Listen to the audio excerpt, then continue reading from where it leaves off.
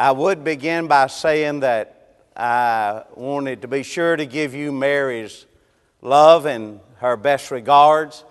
And we thought we had it worked out so that she would be able to come with me this trip. But that fell through within itself. And so it disappointed her, and we could not talk about it. So we just dropped it and didn't talk about it. And I'm thankful to God for that. But she loves you people more than I love you. No, that's not true. But anyway, she loves you a lot. And she would have loved to come and be with us during this day of fellowship today. I am very thankful to see little David's mother and father with us. They are a blessing to us. It is proper to say little David's mother and father. And that's the only reason I said that way. But again, let me say that it's a joy to be with you again. I wish that I only had to come to Palm Beach Lakes to report. I wish that could be the extent of it. But it is not. And because it is not the extent of it, I have to travel on to other congregations. And it is a long journey from the beginning to the end of the reporting. And I will be thankful to God when it was over. Mary walked in the office on Friday to do some work, and she said, you're wanting to go to Rapa Nui, aren't you, near Easter Island? And I said, yes, I am, because I know that Josh is about ready to go, and I'm thinking about him in my prayers, and I wish that I was with him on that journey. I would also take the time to give you the love and best regards from many brethren throughout the Pacific Islands. In Proverbs 25 and 25, God said, like cold water is to a weary stranger, so is good news from a foreign land. There is challenges and opportunities. I prefer to call them that rather than problems, because there are challenges, and those challenges present opportunities. But I am thankful to God that they are minimized in our work in the Pacific Islands. Our work has been for a little over 40 years now, the work of carrying the gospel throughout all of the Pacific Island nations. And that has just continued to expand.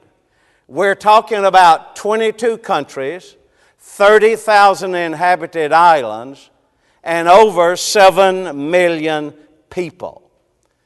You might give Dan some good news, Dan and Judy, and they were a blessing to be with me last year. It was one of the highlights of my life as I mark historical events in what I do for the Lord. And it was very encouraging, I think, to Dan and Judy. They gave you the report, I'm sure. But it was a joy. But you might tell Dan that we're about to open up some work in New Zealand. And maybe we will be a great blessing to that work. And maybe we will do some things that have never been done before.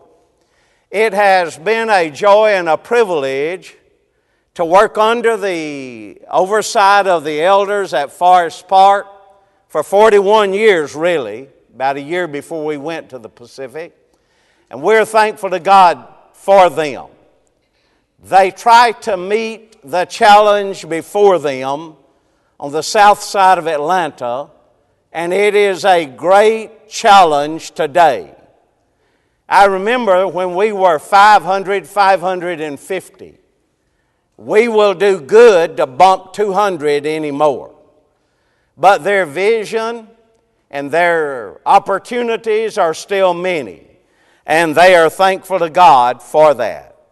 It has been me and Mary's privilege to work in all three major ethnic groupings in the Pacific. The Pacific Islanders would not want me to say this. The Fijians would not, neither would the Samoans or the Gilbertese, because they prefer to break it down to their own ethnic group. But centuries ago, it was broken down into Melanesia, Polynesia, and Micronesia. And oh, what a blessing it has been for Mary and I to have the opportunity to live and work in all three of these ethnic groupings of people.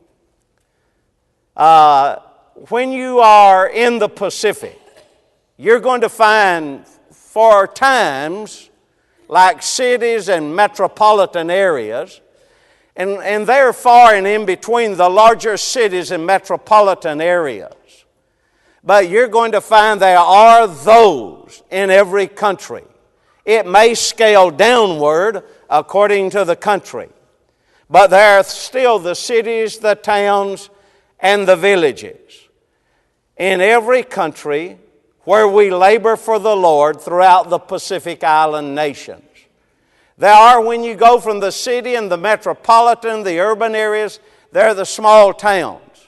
But when you leave the cities and the towns and you go to the villages, you go to my world then, and the places I love. Now, it's a different environment altogether, I promise you. You think you are in another world and another time in many respects.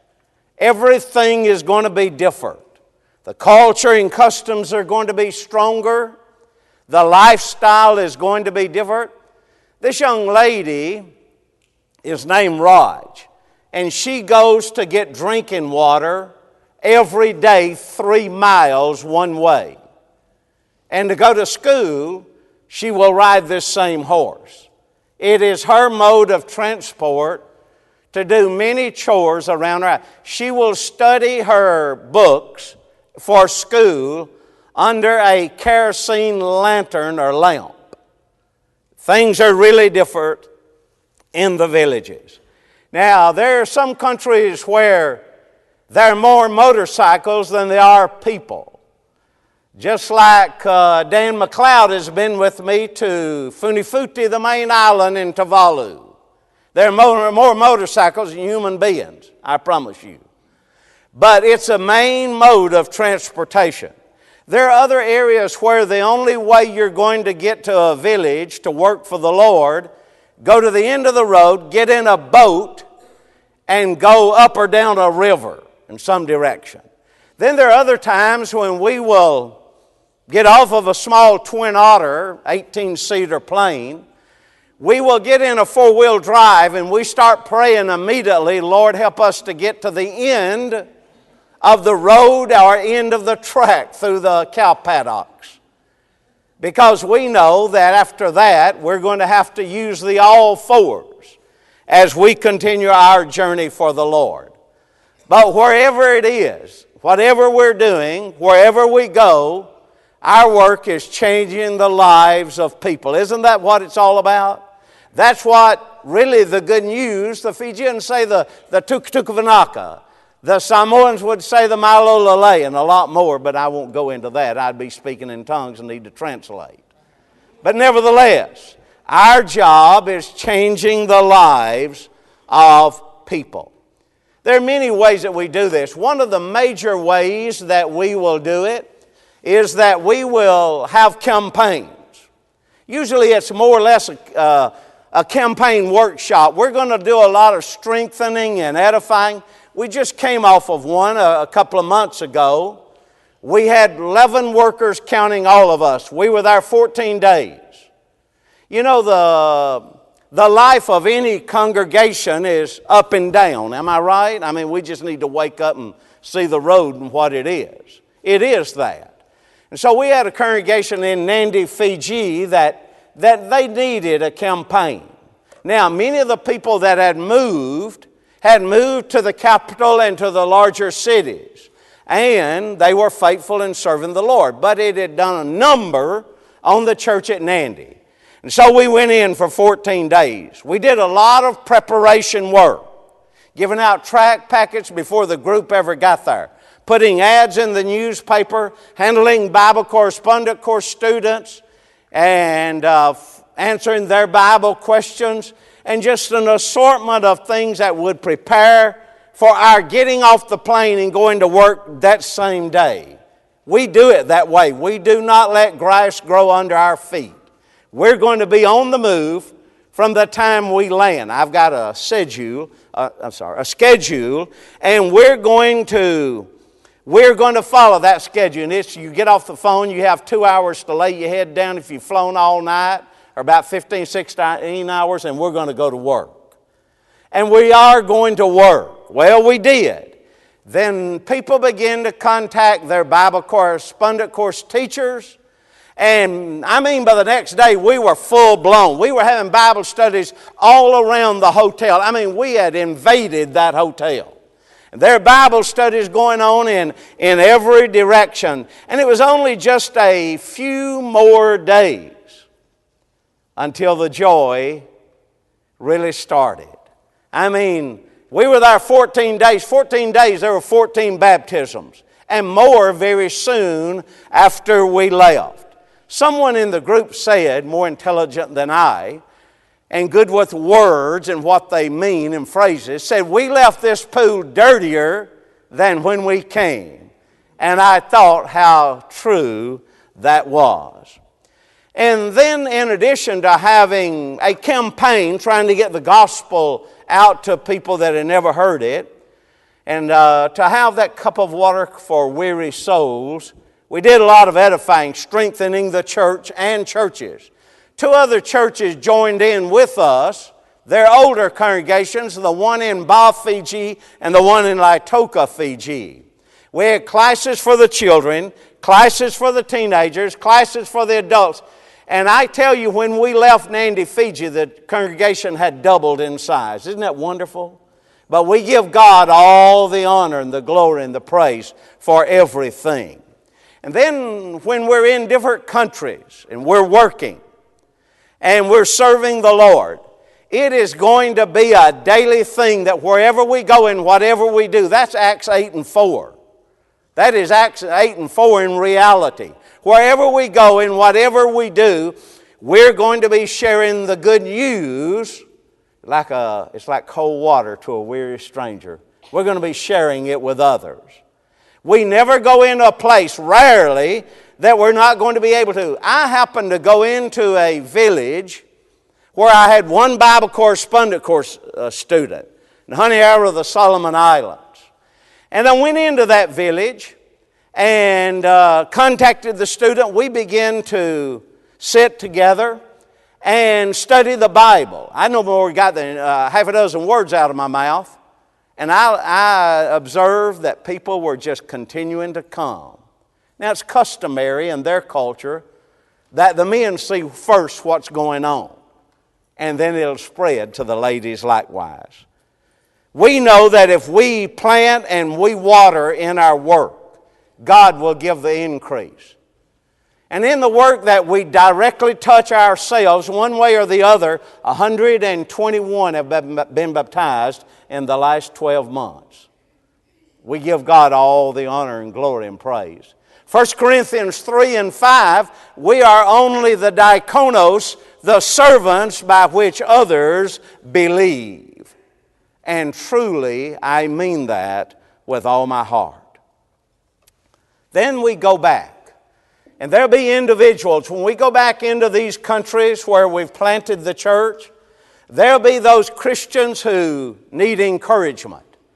Acts 14:21, and when they had preached the gospel in that city, they returned again to Lystra and Iconium and Antioch, strengthening the souls of the disciples. You know, we love this work.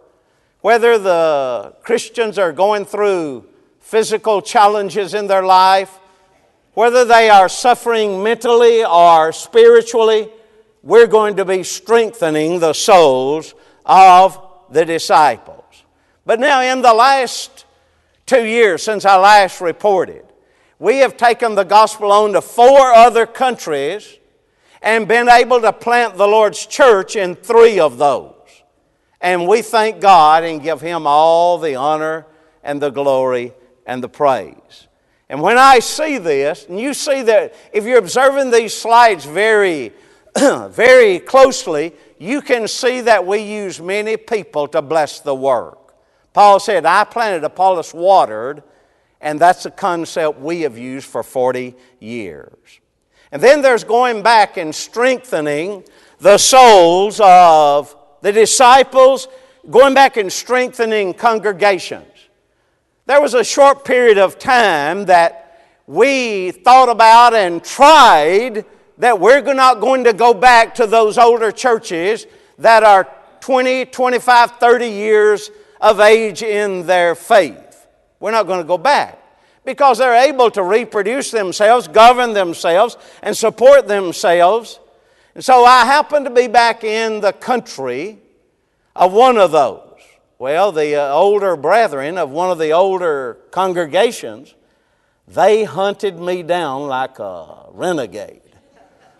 And they found me and they said, we have come because you're in trouble. I said, what have I done now, brethren? They said, because you and Mary have not been coming to visit us. And we don't like it. We may be older in the faith. We may be able to stand on our own. But we just want to know that you're the same. And you're still preaching the old Jerusalem gospel. Well, I got the point. And I told Mary, as long as we live, as often as we can, we'll go back and visit the brethren. Now, some of them are larger. This congregation is one of the older ones. And it runs about 115 or 20, and they're very close to appointing elders and deacons. There are 10 men that teach and preach in this congregation. They have the best outreach, soul-winning visitation program you've ever seen. They don't call it a program, they just do it. Isn't that what Christians ought to do? Never understood why we've got to be programmed to death. I know we want to be organized, and that's good. We all like that. And the elders want to challenge us. But if we're Christians, that's challenge enough. And we ought to be ready to do it. We thank God for congregations like in Rwanda, Suva, Fiji. They don't know what they're going to do. They're growing and they're knocking the ends out of their building. We thank God for them and others. Now, many years ago, more than 17 years, add another 10 years to it. But add another 10 years to the 17, I begin to think. But I, again, did not do it because I thought of it myself. I didn't do that. That's why I played linebacker in high school football. Because you just got to smell the ball and find the man that's got it. So I'm not that smart with that. So what happened is this. Again, the brethren. We had been growing in Fiji. We had planted many congregations and already carried the gospel to Western Samoa, Vanuatu, the Solomons, and to Kiribati. You would say Kiribati probably, and that's okay.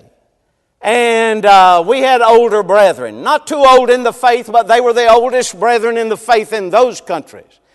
And I thought it'd be good to bring them to Fiji for the annual workshop that we had started.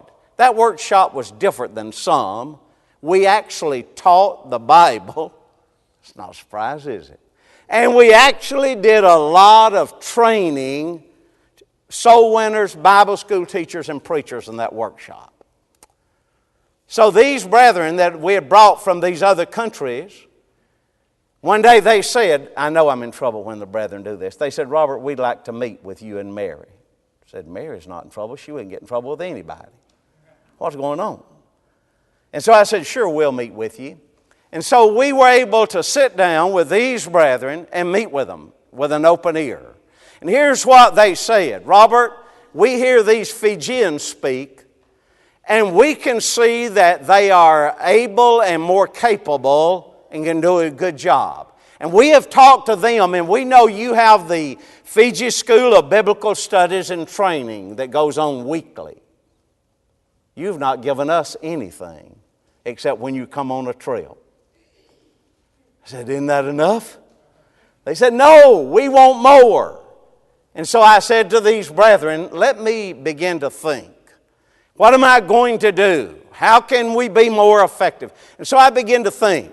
I began to think, first of all, institutionalized, but I knew to do that.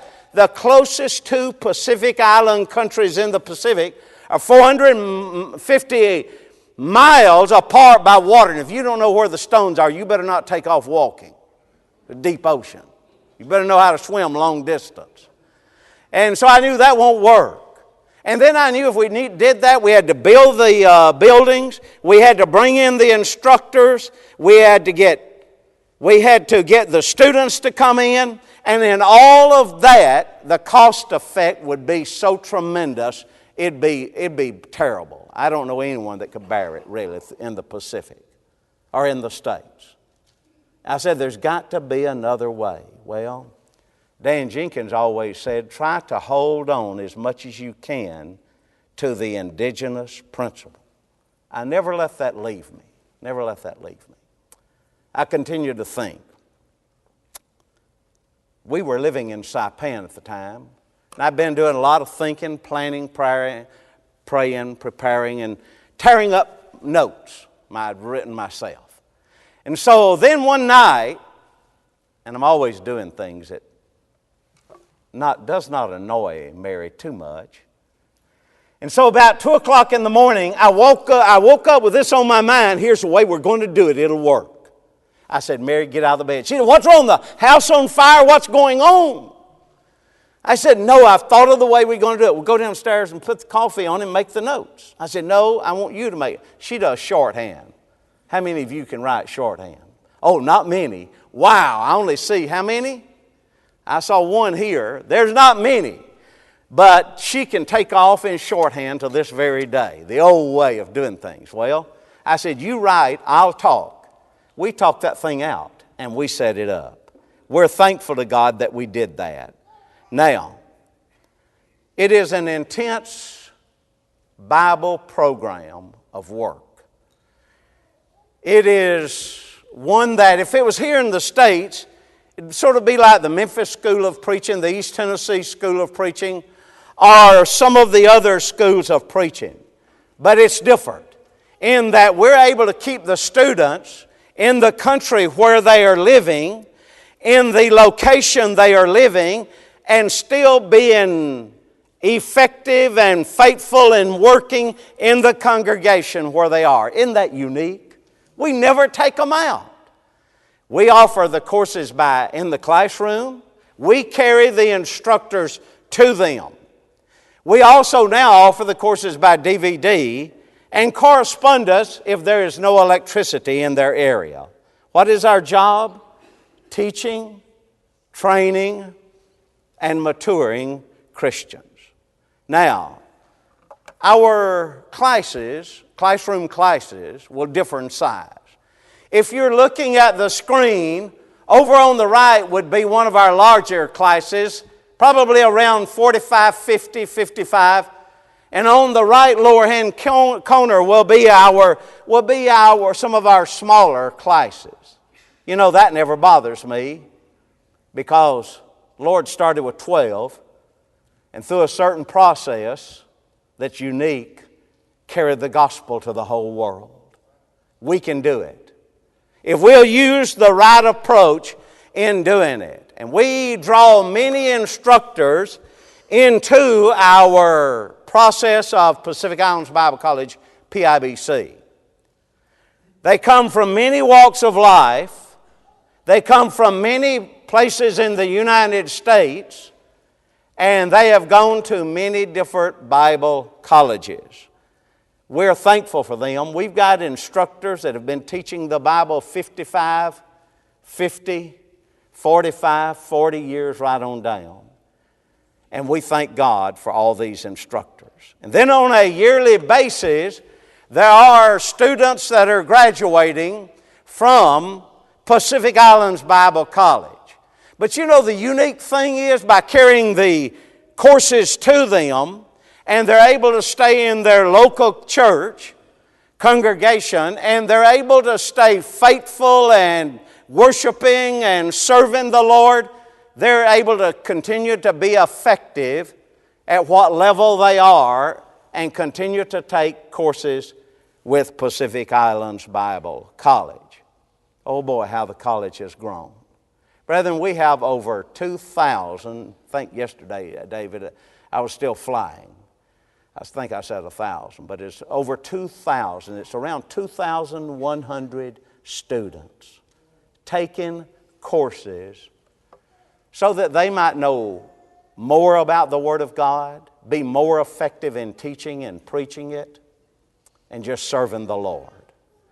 But on an annual basis, we're going to teach 450 to 550 students. And that's not counting all those that are taking courses by DVD. Many of them, until we get back to them, they'll continue to take the courses by DVD. We started in one country. Today we are in 12 countries already of the Pacific. Not only that, but we are in 25 different locations. And we're adding that every single year of the history of Pacific Islands Bible College. We will use 20 plus instructors every year. Sometimes we will use up to 30 instructors on a yearly basis. And every year there are those that are graduating. Now, what are some of these students? What are they doing? Well, before they even graduate, they're soul winners for Jesus. I love it when I get into a country, maybe I'm not told them I'm coming, and I'm able to go visit some of the brethren. I know where nearly all of them live. And I'm able to go and I find them studying the Bible with others. That's a joy and a privilege.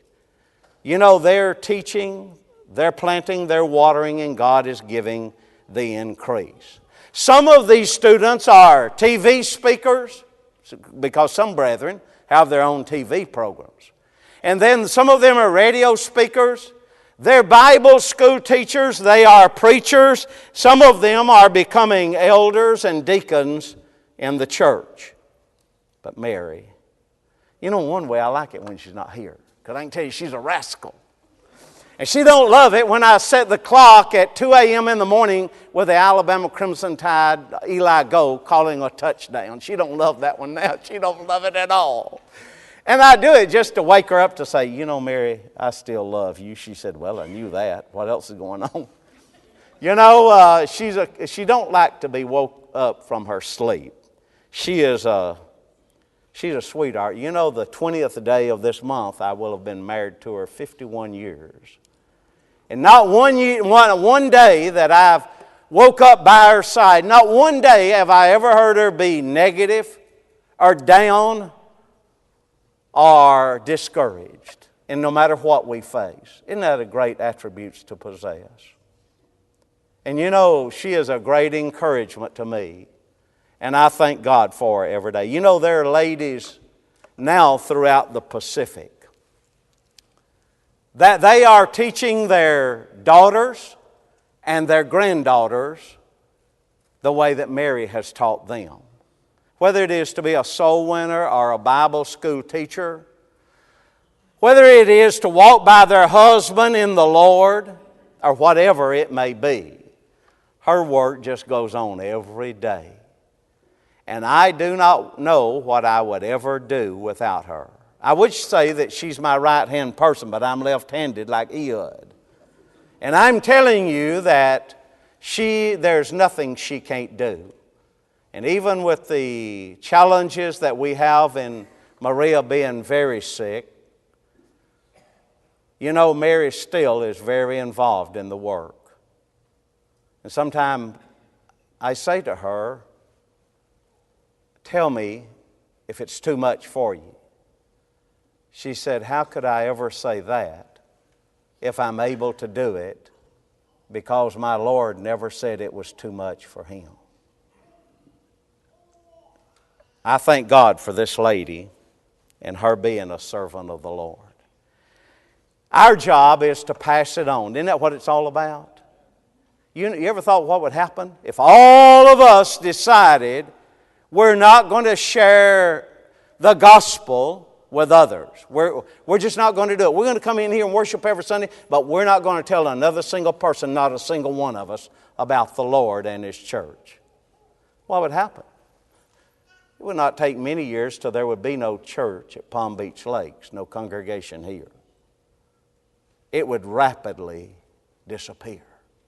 We know for the church to continue and be strong and zealous for the Lord, that if we don't train them in such a way that they'll turn around and do the same thing with others, we know that the work will suffer. We know that. And that's why even when they bring their children to Pacific Islands Bible College classes, we don't discourage them. Now, many congregations, they've built desks. The brethren have built desks. Many times you'll have two of them sitting at a desk and the mother will have her baby laid up in the front. She's not ashamed to nurse that baby openly in order to keep on learning and absorbing the Word of God. She don't get up and go out. She's not being rude and crude. She just is going to do what needs to be done to keep the baby quiet. And I love it when some of the children get a little older and they get rambunctious and they're going to, if there's another child close by, they're going to maybe want to talk to that other child or make faces or get that other child involved. And I love it when a mother will lay a child at her feet and she will take her foot and put it on that child's leg. And if that child starts misbehaving, she's going to clamp down on that leg. I love it. And she don't miss a beat. Her focused attention is on studying the Word of God and absorbing the Word of God. And she's not going to let anything discourage her. The two on your right lower hand side, that's a son in the faith over on the right, Omega Malila. And that's the father. And then his son, Daniela. And, they make linebackers or nose guards. No, more like nose guards. They couldn't move that far, and you don't have to as a nose guard. But that's a father and a son. Isn't that beautiful? The father is speaking in Samoan, and the son is translating back there at Leone American Samoa into English. That's hard. It's easier to go the other way. But to bring it back, it is a challenge, and Daniel is doing a great job. You know what it's about? 2 Timothy 2:2, passing it on. Now, in our work, mission work together for the Lord in the Pacific, when I think of Palm Beach Lakes, so many times you have walked in the work all the time, really, all the time by our side. Prayers, love, concern, support, and in every way. It's not the work Robert and Mary is doing in the Pacific. It's what we are doing together. When I think of Palm Beach Lakes, Mary and I, we talk about it from time to time. We think of a bunch of rascals. No, I'm joking. I got you, didn't I, David? Rascals. That's a term that we would use in the Pacific. But we think of congregation like Philippi. We really and truly do. This old missionary wrote a mission letter back to that church, and he said, from the beginning, you have had fellowship with us in the gospel. And then he would write in chapter 4 about verse 17, and fruit abounds to your account. Think about all the years. And David, it goes back about 30, really. About 30 years. In one way, really from the beginning, Mary and I would have never gone to the Pacific if it had not been for that rascal preacher, Dan Jenkins. We'd have never went. And so it's truly our work together. What I want to show you, I'll hit something wrong, boys. I'm telling you, bring me back up, please. I want to see where I'm going. I don't want to go off the cliff. Thank you. Oh, you saved my life. I owe you one, brother. I promise you. Okay. Oh, I done hit the wrong thing. All right. God is blessing the work. Truly, I tell you, God is good, and He's good all the time, and He's blessing the work we do for the Lord. Now, what has the Lord accomplished? This is very brief, and listen to it. Number one, already, with the help of many people, we have carried, and that includes you, we've carried the gospel to 20 of the 22 countries. And not only that, but we have planted the Lord's church already in 19 of those countries. In all this, we give God the honor and glory and the praise. And in the work that you have been involved with us in, 66 congregations have already been planted. And probably another one that I don't even know about yet. Thousands have been baptized. And elders are now being appointed in congregations.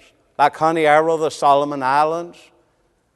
Like in Deltamanu, Fiji and Naila, Fiji. Like Tafuna and Nuli and American Samoa, and Leone is very close by. You know, we want to thank you from the very bottom of our heart for your love and for your care and for your prayers and for all your encouragement and for coming to our side when you didn't know that you came and stood by our side, or that you stood by the supply line and made sure that we had what we needed.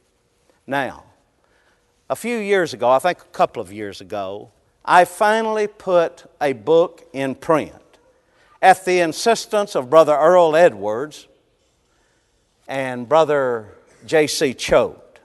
They were the two primary ones.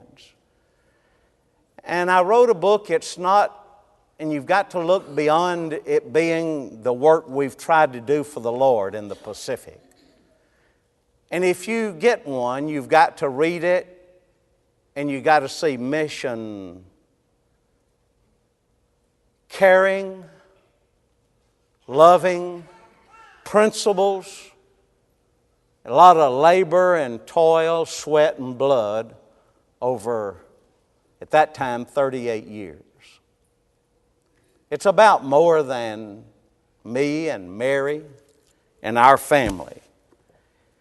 If you do not have a copy of this, and it has a Fijian town, Telanoa Balavu, and that simply means a long story, and it's not that long really.